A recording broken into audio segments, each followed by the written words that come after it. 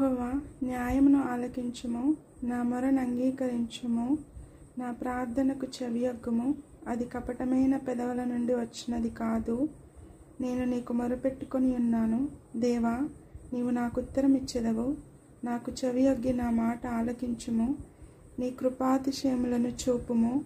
ఒకడు తన కనుపాపను కాపాడుకొనినట్లు నన్ను కాపాడుము.